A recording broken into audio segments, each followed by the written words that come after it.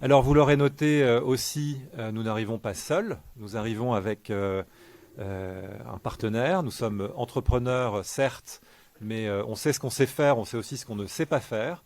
On a une certaine compétence, je crois, en matière d'organisation, en matière de management, mais il faut bien le dire, aucune en matière de management d'une équipe de football, hein, et de stratégie footballistique. Or, par le gré de rencontres et de d'autres partenariats, nous avons fait la connaissance, et c'est mon frère Frédéric qui les connaît bien, de Red Bull à travers la Formule 1.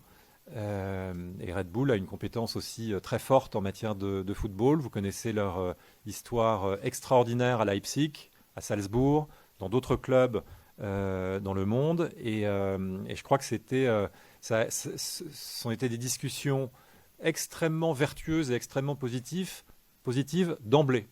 C'est-à-dire que dès que Frédéric a commencé à leur parler de l'idée de travailler ensemble sur un projet football en France, tout de suite, ils se sont montrés intéressés, non pas, et je tiens à préciser cela d'emblée, sur un plan de multipropriété.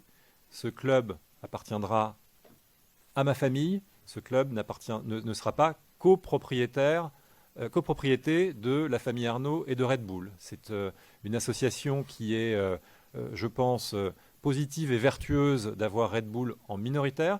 Ils ne souhaitent pas non plus accéder à la multipropriété avec un hypothétique Red Bull Paris FC. Ce n'est pas du tout la même logique qu'ils ont à Leipzig ou à Salzbourg ou dans d'autres clubs. Ici, ils sont vraiment un partenaire sportif.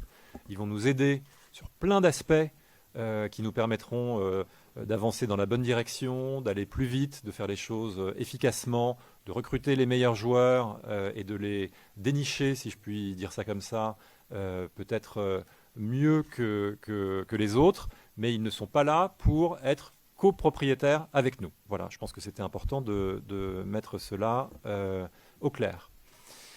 Alors concernant Red Bull, bien évidemment, on les a déjà vus, on a déjà passé pas mal de temps avec eux. Ils sont déjà venus ici, on était il y a 15 jours, je crois, ici avec Mario Gomez. Moi, j'ai pu m'entretenir plusieurs fois avec Jürgen Klopp, qui est très, très excité par ce projet et par la perspective de venir travailler avec les équipes ici, de nous faire bénéficier de son œil sur la manière dont les choses pourraient être peut-être encore améliorées. Et Red Bull, on va s'en servir, enfin s'en servir, pardon de l'expression, mais on va travailler avec eux pour ça. Mais ils ont aussi des outils, et notamment des outils de data, qui sont absolument révolutionnaires et qui vont nous aider énormément sur toute la partie scouting.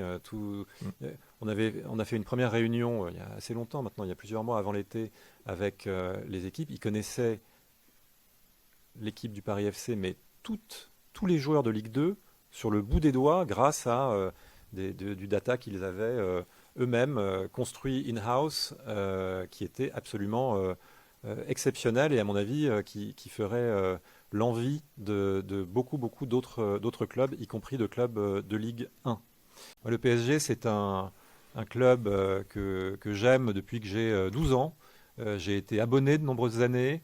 Je suis depuis bien longtemps, j'ai la chance d'être invité désormais par mon ami Nasser. Et vous ne m'entendrez jamais dire quelque chose de négatif sur le PSG. C'est un club que j'admire. C'est un club qui réussit des choses extraordinaires.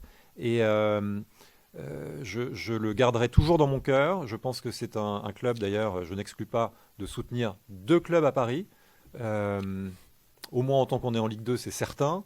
Mais même le jour où, je l'espère, nous serons en Ligue 1, je soutiendrai le PSG, sauf évidemment 2 fois par an.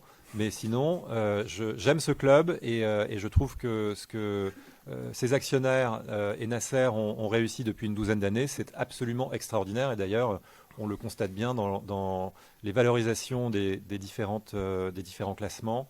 Le PSG est en tête ou dans le top 5 des valorisations des clubs en Europe.